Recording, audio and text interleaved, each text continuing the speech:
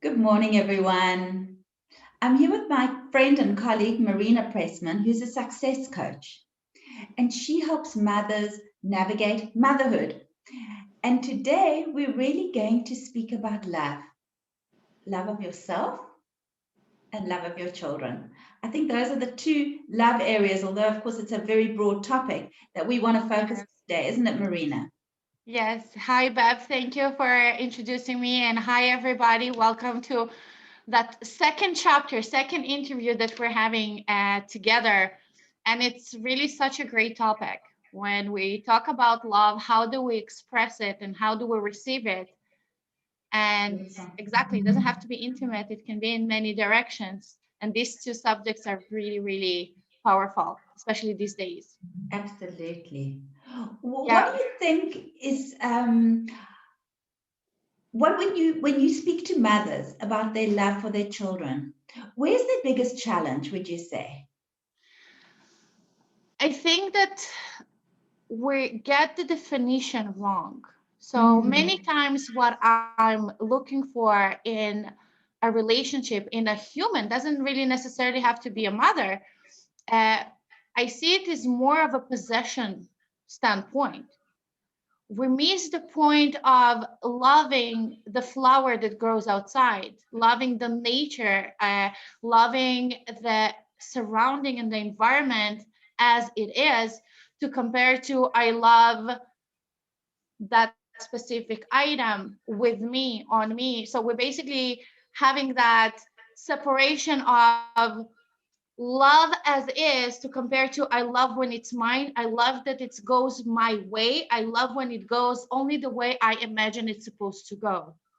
So really beautiful. that So you're talking about a few beautiful things there.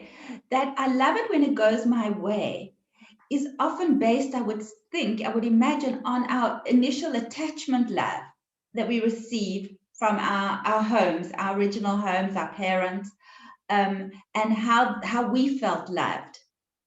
The, absolutely. the other thing that I love that you said, and this connects to something that I've heard from Brené Brown, is when you create a space between two people, when you allow for that space, you can actually see so much creative energy coming up, and your children communicate with you because you've given a space. You're not kind of always giving instructions, you're just like, how was your day? And then stillness, because they're not necessarily going to express the whole day Yeah, the same day that you had, right? Or what you want to hear. They might start moaning about something to give that space. Um, Sorry, you were going to add something. absolutely. So really it's all coming down to communication and the way you express and can receive as well. So going back to those basics, it's really, really crucial because many times we start listening, but we're not really hearing what the other side has to say. Many times we're there just to basically prepare the answer to what they might say back to us. So starting with that self-love and love to your children that came out of you, yes, they came out of you, but they're not necessarily yours. They're humans Right. as a whole individual, a whole separate entity on their own, and they need to express their existence and they need to express themselves in their own unique way. Absolutely. That's so beautiful. And it's so beautiful because both within that relationship, like you said, they need to express themselves in their unique way. How enriching is that for us to be with a unique person? How enriching is that for them when we can be with them and give of our wisdoms and our joy and our love and our support without the conditions? Because in essence, children under 18 are basically our prisoners, aren't they? Yes, yes, Yeah. absolutely. They have to follow our rules. We're the responsible adults, but in a way, we kind of forgot to get the instructions on that topic. We forgot to Exactly. get the instructions on how to love and how to communicate and how to really let each other, like even for us, we feel that it's so wrong to be alone because we confuse the alone with loneliness.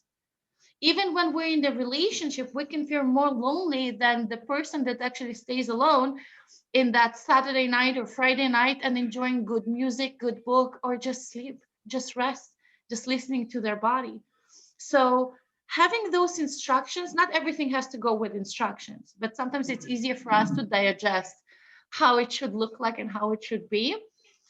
I think having this self-regulation and understanding on self, you can reflect better communication towards others and better empathy and better everything towards others when you're first focusing it all on yourself. So that's really beautiful because I think that for a lot of parents, and I know I was guilty of this with younger children as well, is to sometimes show that vulnerable side. I'm feeling lonely now. I'm feeling sad. Something hasn't worked out for me. So that when your child comes and wants to try out for something, let's say it's a soccer team, and they don't make it, that you can say, I'm so happy you shared that with me, that desire that you wanted to, because we have a tendency to try and want to make everything perfect. Look, my life is perfect, and I want it to be perfect for you. And that takes so much energy and so much struggle, and it doesn't allow them to have the Mhm. support when they struggle, for us to genuinely be there for them, because through struggle, in essence, is where they grow, where they expand, where hope comes from. So, Absolutely. I really like how you said it, that it's like, I want your life to be perfect for you, but we forget that it's only our vision of life. This is our way of seeing what is the right future should be like for our kids, and we don't let them be who they are. Me, for example, I was a dancer. I loved dancing. I was dancing all my life, and my kids not necessarily loving it. Okay, so they are more into music, they can sing, they can create something, and having that opportunity of letting them show me what is more important for them, what they like doing, what they like making and creating, allowing me really to get a better connection to them. right, Because a lot of times we fight because kids want us to hear them. They want us to understand them, but we're only understanding our perspective and our vision of life. right. So That's so beautiful. I love that when you can just respect, again, it circles back when you can respect what their pleasures are. So they might not like dance, but they like music, and that expands and enriches you, which in turn will enrich them. So, Marina, what would your one tip be? We've just had Valentine's Day to your boss mamas, yeah. your mothers. What would your one love tip be to them? So for anyone who is listening, because I'm sure it's gonna go more wider than just my group, and definitely my boss mamas. Hi, ladies. Hi, everyone. My one tip would be really starting from yourself. You need to listen more to yourself and have that relationship. And sometimes it sounds so broad and so simple to say, but so confusing and misunderstood.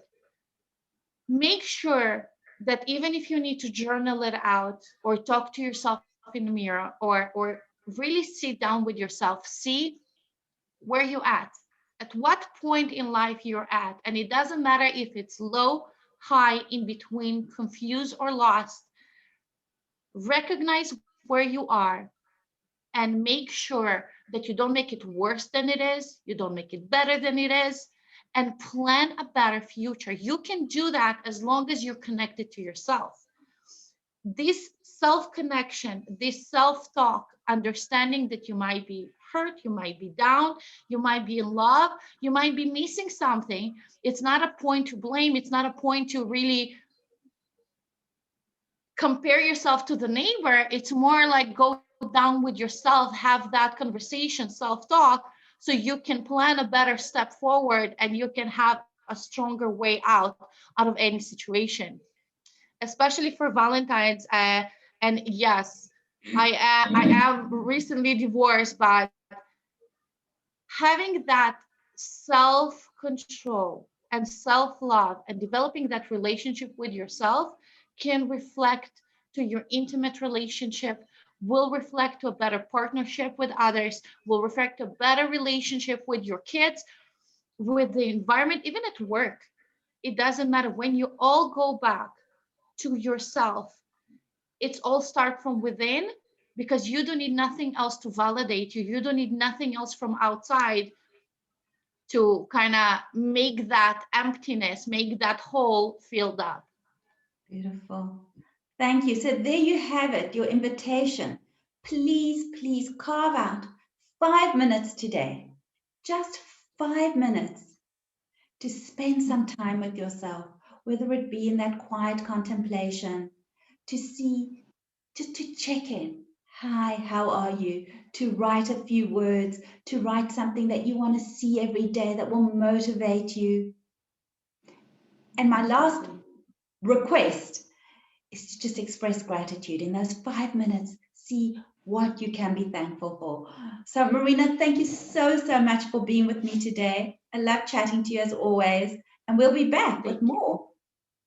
Absolutely. Bev, thank you. And just one more thing, I want to kind of shout out to everyone who is not in Boss Mama group. We do have a challenge coming up on February 22nd in my group. So it's BOSSMAMA.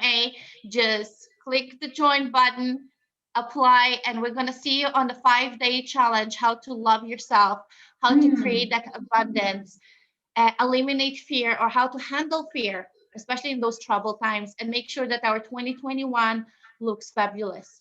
Thank you, Fabulous. ladies, for joining us. Thank you, Bev, for this great conversation. I love And you all. I will put your link in the comments as well. Beautiful. Thank you. Bye bye.